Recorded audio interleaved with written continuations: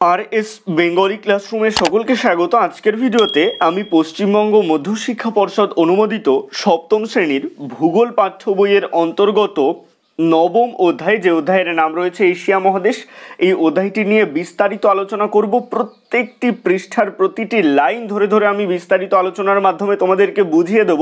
সুতরাং আমি চাইবো তোমরা ভিডিওটি স্কিপ না করে একদম প্রথম থেকে শেষ পর্যন্ত দেখো। এই ধরনের বিভিন্ন গুরুত্বপূর্ণ ভিডিও আগেও আর এস বেঙ্গলি ক্লাসরুম এই চ্যানেলে প্রকাশিত হয়েছে। তোমরা যারা এখনও পর্যন্ত সেই ভিডিওগুলি দেখে উঠতে পারোনি তাদের জন্য আমি ডেসক্রিপশনে প্লেলিস্টের লিঙ্ক দিয়ে দেবো, অবশ্যই সেখান থেকে ভিডিওগুলি দেখে নিও। তো শুরু করছি আজকের মূল ভিডিও, এশিয়া মহাদেশ নিয়ে বিস্তারিত আলোচনা। দেখো, এশিয়া মহাদেশ মহাদেশ মহাদেশ আমরা কাকে বলতে পারি? অনেকগুলো দেশ মিলে যেটা গঠিত হয়। যেমন আমাদের ভারতবর্ষ অনেকগুলি রাজ্য মিলে আমাদের ভারতবর্ষ দেশটা গঠিত, ঠিক তেমনি অনেকগুলো দেশ মিলে তৈরি হয় একটা মহাদেশ। এই পৃথিবীতে মোট 7টা মহাদেশ রয়েছে। কি কি? এশিয়া, ইউরোপ, আফ্রিকা, উত্তর আমেরিকা, দক্ষিণ আমেরিকা, ওশিয়ানিয়া, আন্টার্কটিকা। তো এই 7টা মহাদেশের মধ্যে এশিয়া মহাদেশে ভারত দেশ এটা রয়েছে। অর্থাৎ আমাদের যদি প্রশ্ন করা হয় যে আমরা যে ভারতবর্ষ দেশে বাস করি, এই ভারতবর্ষ কোন মহাদেশের অন্তর্গত? এশিয়া মহাদেশের অন্তর্গত। তো সেই এশিয়া মহাদেশ সম্পর্কে আজকে আমরা জানবো। তোমাদের পাঠ্য বইতে এশিয়া মহাদেশটা যেখান থেকে শুরু হচ্ছে তার আগের পাতায় দেখবে এশিয়া মহাদেশের রাজনৈতিক মানচিত্র দেওয়া রয়েছে। এখানে দেখো ভারত, চীন, Mongolia, Russia, Kazakhstan, Afghanistan, Pakistan, Myanmar, Bangladesh, Nepal, Bhutan, আরও অজস্র দেশ রয়েছে। এই দেশগুলো নিয়ে এশিয়া মহাদেশ গঠিত। অধ্যায়ের শুরুতেই দেখবে ছবি সহকারে বেশ কিছু তথ্য দেওয়া রয়েছে, এগুলো অত্যন্ত গুরুত্বপূর্ণ, এগুলো অবশ্যই খাতায় লিখে রাখবে। প্রথমেই দেখো লেখা রয়েছে পৃথিবীর ছাদ পামির মালভূমি। এই পামির মালভূমি পৃথিবীর উচ্চতম মালভূমি, তাই একে বলা হয় পৃথিবীর ছাদ। তো এই পৃথিবীর ছাদ পামির মালভূমি কোথায় অবস্থিত? এশিয়া মহাদেশে অবস্থিত। এটা শর্ট কোশ্চেন হিসেবে এভাবে আসতে পারে যে পৃথিবীর উচ্চতম মালভূমির নাম কি? পামির মালভূমি। বা পৃথিবীর ছাদ কোন মালভূমিকে বলে? পামির মালভূমিকে বলে। অবশ্যই খাতায় লিখে রাখবে। তারপরে চলে আসছি দেখো পরের তথ্যে, মাউন্ট এভারেস্ট স্থলভাগের উচ্চতম অংশ। তো এই স্থলভাগের সর্বোচ্চ শৃঙ্গের নাম কি? Mount Everest. পৃথিবীর সর্বোচ্চ শৃঙ্গের নাম কি? মাউন্ট এভারেস্ট, 8848 মিটার। এটা কোথায়? এটাও এশিয়া মহাদেশে অবস্থিত। এরপরে দেখো গঙ্গা ব্রহ্মপুত্র সমভূমি বৃহত্তম বদ্বীপ সমভূমি। পৃথিবীর বৃহত্তম বদ্বীপ সমভূমির নাম কি? গঙ্গা ব্রহ্মপুত্র সমভূমি। অবশ্যই লিখে রাখবে এবং মুখস্থ করে রাখবে। এগুলো কিন্তু বোঝার কিছু নেই, এগুলো তথ্যমূলক প্রশ্ন উত্তর, এগুলো মুখস্থ করতে হবে, তোমাকে পড়তে হবে, মনে রাখতে হবে, কারণ এখানে বোঝার কিছু নেই। যে গঙ্গা ব্রহ্মপুত্র সমভূমি পৃথিবীর বৃহত্তম বদ্বীপ সমভূমি, এটা মুখস্থ করে রাখবে। তারপরে দেখো বৃহত্তম হ্রদ কাস্পিয়ান সাগর। পৃথিবীর বৃহত্তম হ্রদের নাম কি? কাস্পিয়ান সাগর, যেটা এশিয়া মহাদেশে অবস্থিত। তারপরে পৃথিবীর বৃহত্তম বনভূমির নাম কি? তৈগা বনভূমি। দেখেছো কতগুলো গুরুত্বপূর্ণ প্রশ্নের উত্তর এখানে পেয়ে যাচ্ছ। পৃথিবীর বৃহত্তম বনভূমির নাম কি? তৈগা বনভূমি, এটাও এশিয়া মহাদেশের অন্তর্গত। তারপরে দেখো লবণাক্ত হ্রদ মরুসাগর স্থলভাগের নিম্নতম অংশ। পৃথিবীর যে স্থলভাগ তার সব থেকে নিম্নতম অংশ কোনটা? লবণাক্ত হ্রদ মরুসাগর, এটাও এশিয়া মহাদেশে অবস্থিত। এবারে দেখো তার পরের তথ্য, সর্বাধিক জনবহুল মহাদেশ। অর্থাৎ আমি প্রথমেই ভিডিওর শুরুতেই যে 7টা মহাদেশের নাম করলাম তার মধ্যে সব থেকে বেশি মানুষ বাস করে এশিয়া মহাদেশে। সারা পৃথিবীতে যদি 100 জন মানুষ থাকে তার মধ্যে 60 জন মানুষ বাস করে এশিয়া মহাদেশে। দেখো এখানেই লেখা রয়েছে পৃথিবীর 60% মানুষ বাস করে এশিয়া মহাদেশে। তাহলে বুঝতেই পারছো কত জনবহুল মহাদেশ এশিয়া। এবারে চলে আসছি পরবর্তী পৃষ্ঠায়। এখানে দেখো কি বলা হচ্ছে, পৃথিবীর স্থলভাগের 3 ভাগের 1 ভাগ জুড়ে রয়েছে বৃহত্তম জনবহুল মহাদেশ এশিয়া। তাহলে পৃথিবীর বৃহত্তম জনবহুল মহাদেশের নাম কি? এশিয়া মহাদেশ। এগুলো কিন্তু শর্ট কোশ্চেন হিসেবে খুবই গুরুত্বপূর্ণ, এগুলো পরীক্ষায় আসতে পারে, অবশ্যই মাথায় রাখবে। এরপরে লেখা রয়েছে, ভাবলে অবাক হবে, 4টে ইউরোপ অথবা দেড়খানা আফ্রিকার সমান আমাদের এই মহাদেশ এতই বিশাল যে পশ্চিম প্রান্তে যখন সূর্য ওঠে পূর্ব প্রান্তে তখন সূর্যাস্তের সময় হয়ে যায়। আমাদের এশিয়া মহাদেশ এত বড় যেখানে 4টি ইউরোপ ধরে যাবে বা দেড়খানা আফ্রিকা মহাদেশ ধরে যাবে। তো আমাদের মহাদেশ এতটাই বিশাল যে দেখা যায় যে পশ্চিম প্রান্তে যখন সূর্য উঠছে তখন পূর্ব প্রান্তে সূর্যাস্তের সময় হয়ে গেছে। সুউচ্চ পর্বতশ্রেণী, বিরাট মালভূমি, বিস্তীর্ণ সমভূমি আর উর্বর নদী উপত্যকার মহাদেশ এশিয়ায় এমন কিছু স্বতন্ত্র বৈশিষ্ট্য আছে যা অন্য কোনো মহাদেশে নেই। তাই এশিয়াকে চরম বৈশিষ্ট্যের মহাদেশ বলা হয়। তো এশিয়াকে কেন চরম বৈশিষ্ট্যের মহাদেশ বলা হয় সেটা তোমরা এখান থেকে এই পর্যন্ত মুখস্থ করে লিখে দিতে পারো যে সুউচ্চ পর্বতশ্রেণী রয়েছে, বিরাট বিরাট মালভূমি রয়েছে, বিস্তীর্ণ সমভূমি রয়েছে আর উর্বর নদী উপত্যকা রয়েছে। এই এশিয়ার যে স্বতন্ত্র বৈশিষ্ট্যগুলো রয়েছে সেগুলো অন্য কোনো মহাদেশে দেখতে পাওয়া যায় না। তাই একে বলে চরম বৈশিষ্ট্যের মহাদেশ বা কন্টিনেন্ট অফ এক্সট্রিমস। ডান পাশে দেখো পিকলুর ডায়েরিতে কি লেখা রয়েছে, এগুলো তোমরা মুখস্থ করে রাখতে পারো। অবস্থান ও সীমা অর্থাৎ এশিয়া মহাদেশের অক্ষাংশ বা দ্রাঘিমাংশ অনুযায়ী অবস্থান কি?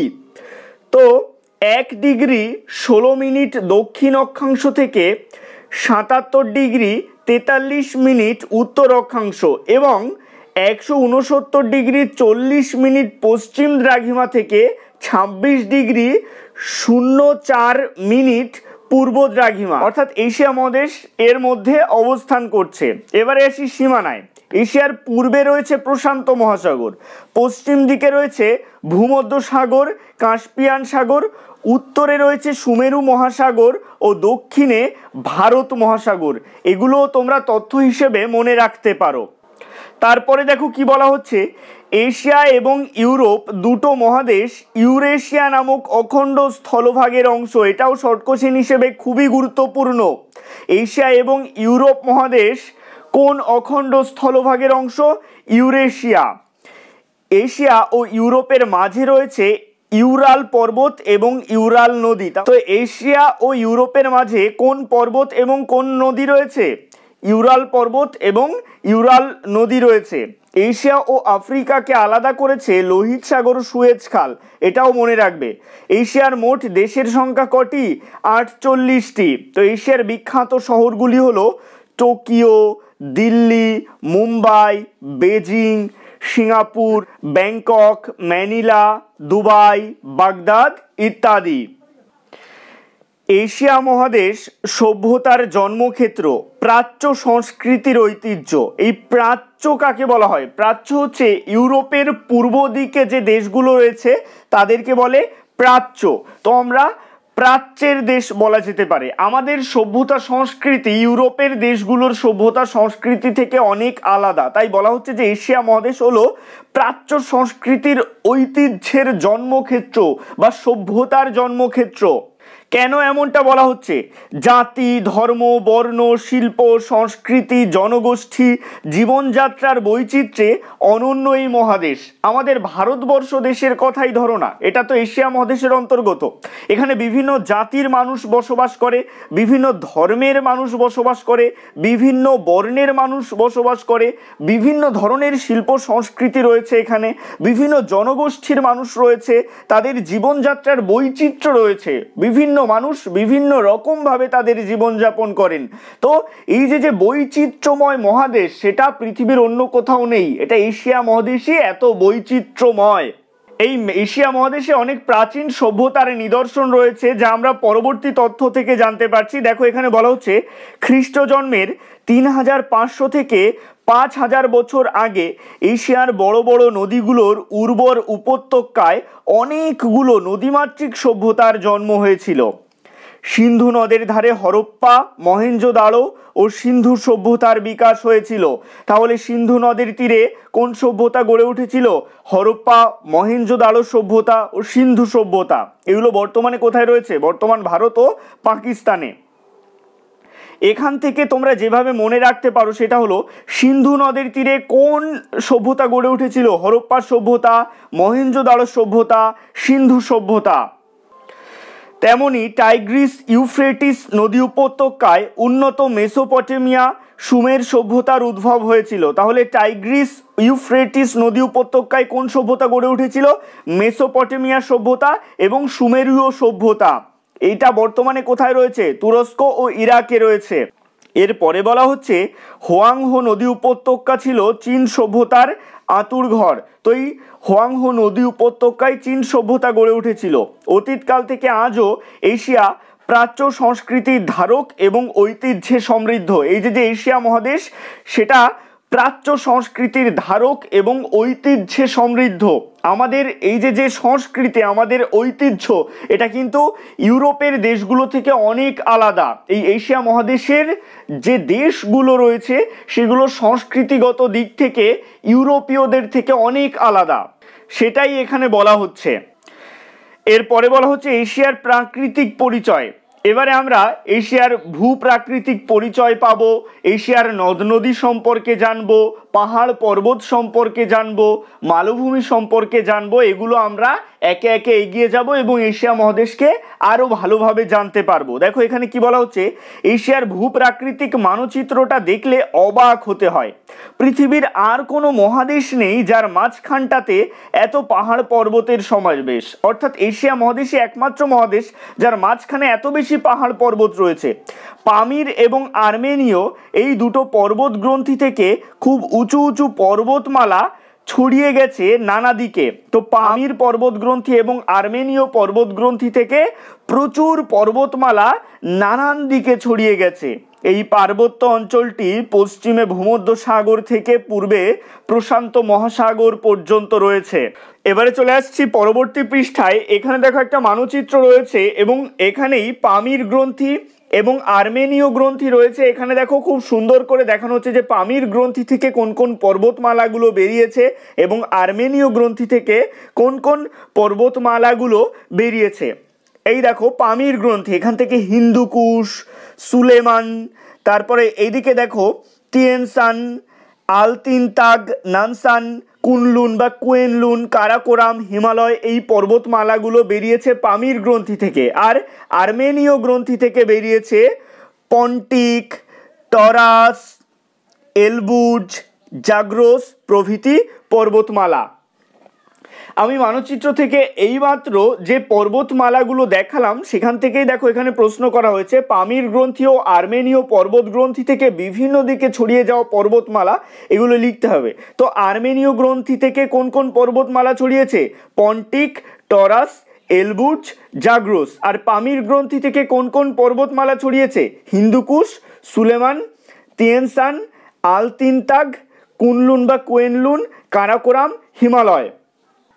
এবারে চলে আসছি পরবর্তী পৃষ্ঠায়। এখানে দেখো হিমালয় পর্বত শ্রেণী, এখানে দেখো হিমালয় পর্বত শ্রেণীর ছবি দেওয়া রয়েছে। তো এই হিমালয় পর্বত শ্রেণী সম্পর্কে আমরা কিছু তথ্য জেনে নেব। এগুলো অবশ্যই খাতায় লিখে রাখবে, খুবই গুরুত্বপূর্ণ। হিমালয় ও কুয়েনলুন পর্বতের মাঝখানে আছে তিব্বত মালভূমি। তাহলে তিব্বত মালভূমির অবস্থান কোথায়? হিমালয় ও কুয়েনলুন পর্বতের মাঝখানে। এটা এভাবেও প্রশ্ন আসতে পারে, আবার এভাবেও আসতে পারে যে হিমালয় ও কুয়েনলুন পর্বতের মাঝখানে কোন মালভূমি রয়েছে?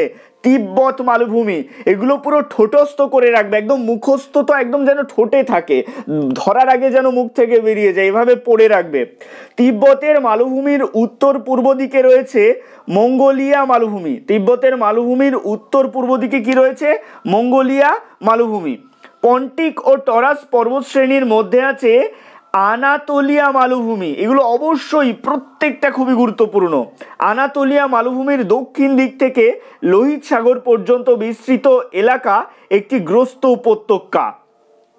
এর নিচে দেখো কি বলা হচ্ছে, মধ্যভাগের পার্বত্য অঞ্চলের দক্ষিণে বেশ কিছু প্রাচীন মালভূমি রয়েছে যা শক্ত শিলা দিয়ে গঠিত। নদীর প্রবাহ দেখলে বোঝা যায় অঞ্চলটির ঢাল পশ্চিম থেকে পূর্ব দিকে। কিভাবে নদীর প্রবাহ দেখে বোঝা যায়? কারণ নদীর জল সবসময় ভূমির ঢাল অনুযায়ী চলে। উঁচু রয়েছে ভূমি, সেখান থেকে জল সবসময় নিচের দিকে, নিম্ন দিকে গড়াতে থাকে, তাই ভূমির ঢাল নদীর প্রবাহ দেখে বোঝা যায়। এরপরে নিচের অংশে চলে আসছি, এখানে আমরা দক্ষিণের প্রাচীন মালভূমিগুলো সম্পর্কে জানবো। আরবের মালভূমি, দাক্ষিণাত্যের মালভূমি এবং ইন্দোচীন মালভূমি। তো এখানে দেখো একটা বক্স রয়েছে, মালভূমির নাম। আরবের মালভূমি কোন দেশে অবস্থিত? সৌদি আরব। দাক্ষিণাত্যের মালভূমি কোন দেশে অবস্থিত? ভারত। ইন্দোচীন মালভূমি কোন দেশে অবস্থিত? থাইল্যান্ড, লাওস, ভিয়েতনাম প্রভৃতি। এরপরে বলা হচ্ছে মধ্যভাগের পার্বত্য অঞ্চলের উত্তরে একটি বড় সমতল ভূমি রয়েছে। এশিয়ার উত্তরের এই সমভূমি পৃথিবীর বৃহত্তম সমভূমি। তো পৃথিবীর এই বৃহত্তম সমভূমির নাম সাইবেরিয়া সমভূমি, অবশ্যই মাথায় রাখবে। সমভূমির মধ্য দিয়ে বয়ে যাওয়া নদীগুলির প্রবাহ দেখে বোঝা যায় অঞ্চলটি দক্ষিণ পূর্ব দিক থেকে উত্তর পশ্চিম দিকে ঢালু, অর্থাৎ দক্ষিণ পূর্ব দিক থেকে উত্তর পশ্চিম দিকে ঢাল রয়েছে। দক্ষিণ পূর্ব দিক উঁচু এবং উত্তর পশ্চিম দিক নিচু। আজকের ভিডিওটি এই পর্যন্তই। পরবর্তী পৃষ্ঠাগুলির বিস্তারিত আলোচনা তোমরা পরবর্তী পার্টের ভিডিওতে পেয়ে যাবে। আজকের ভিডিওটি কেমন লাগলো অবশ্যই কমেন্টের মাধ্যমে জানিও। ভালো লাগলে লাইক করো এবং একই ক্লাসের বন্ধুদের সাথে ভিডিওটি শেয়ার করতে ভুলো না। ভালো থেকো, সুস্থ থেকো সকলে, আর অবশ্যই RS বেঙ্গলি ক্লাসরুম এই চ্যানেলটির সাথে থেকো। সবশেষে একটাই রিকোয়েস্ট, এখনও পর্যন্ত যারা আমার চ্যানেলটিকে সাবস্ক্রাইব করে উঠতে পারেনি তারা অবশ্যই RS বেঙ্গলি ক্লাসরুম এই চ্যানেলটিকে সাবস্ক্রাইব করুন, আর পাশে থাকা বেল আইকনটিকে প্রেস করুন নতুন ভিডিওর আপডেট সবার আগে পেতে।